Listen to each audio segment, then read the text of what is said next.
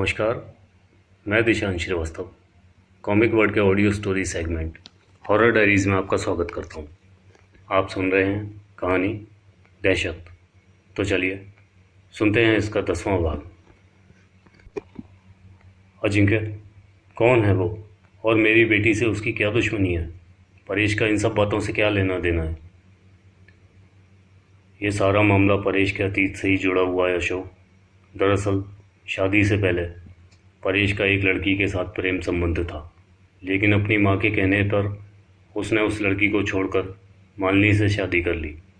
परेश नहीं जानता था उसके बाद उस लड़की का क्या हुआ। अब इतने सालों बाद जब परेश अपने वर्तमान में एक खुशहाल जीवन बिता रहा था, उसकी मुलाकात उसके उसी पुराने प्यार से हो गई और तब से पहले परेश अपनी सुध-बुध खो बैठा। जो भी वो लड़की कहती है परेश मानता चला जाता है। परेश खुद भी नहीं जानता कि वो किस जाल में फंस चुका है। मालिनी के साथ साथ उसका भी जीवन खतरे में है। लड़की वो क्या चाहती है? और तुम तो कह रहे थे मालिनी किसी बुरे साये के वश में है, फिर ये परेश और लड़की का क्या मामला है? यही तो रहस्य है। उस लड़की ने परेश से कहा अपनी पत्नी को छोड़ देने के लिए, मगर बच्चों की नफरत से बचने के लिए उसने ये स्वीकार नहीं किया। तो उस लड़की ने परेश से तंत्र मंत्र करने का कहकर मालिनी को सबकी नज़रों में पागल साबित करने की सलाह दी, ताकि वो मालिनी को छोड़ के अकेला हो जाए। वो परेश को चाहती है, इसलिए वो उसे उससे दूर करना चाहती है। परेश से उसने तंत्र मंत्र करने का कहा जरूर था, लेकिन मालिनी पर तंत्र मंत्र हुआ ही नहीं है। परेश खुद भी इस बात को नहीं जानता है। परेश तो उसी भ्रम में है कि उसने मालिनी पर तंत्र मंत्र किया है और वो मालिनी को नियंत्रण में रख सकता है एक काली गुड़िया के जरिए। सच तो यह है वो आग से खेल रहा है। तो किसकी रूह है वो? उसी लड़की की जिससे परेश प्यार करता था। क्या वो लड़की मर चुकी है? ऐसा कैसे हो सकता है? यही सच है।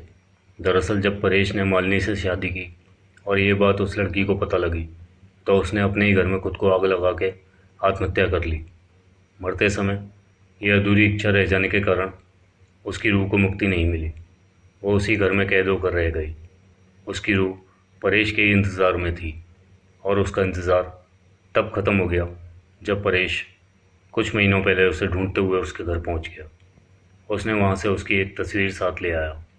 वो रूह यही चाहती थी। वो तभी परेश के साथ उसके घर आ गई। उसने परेश से मिलना जुलना शुरू किया और परेश को यकीन दिलाया कि वो उसे कितना चाहती है। परेश भी उसकी ओर खिंचता चला गया। फिर जो वो कहती परेश वही करता। उसने परेश से मालिनी पर तंत्र करने को कहा और उसी समय खुद मालिनी के शरीर में घुस गई। अब वो मालिनी का शरीर उसके किसी काम का नहीं रहा, इसलिए वो पहले मालिनी को मार देगी, फिर परेश को मारकर उसकी आत्मा को अपने साथ ले जा लेगी। दुख की बात तो यह है कि परेश ने अपने एक अच्छे खासे खुशहाल परिवार को अपने अतीत के कारण बिखेर कर रख दिया और वो खुद भी नहीं जानता कि जिसके साथ वो आगे जीने के सपने देख रहा है वो जिंदा ही नहीं है। अशोक अजिंक्य की बातें सुनकर बहुत परेशान हो जाता है। वो उससे उस रूह से बचने का तरीका पूछता है। तो क्या अजिंक्य मालिनी को उस रूह से बचा पाएगा? जानेंगे कहानी के अगले भाग में। तब तक के लिए धन्यवाद।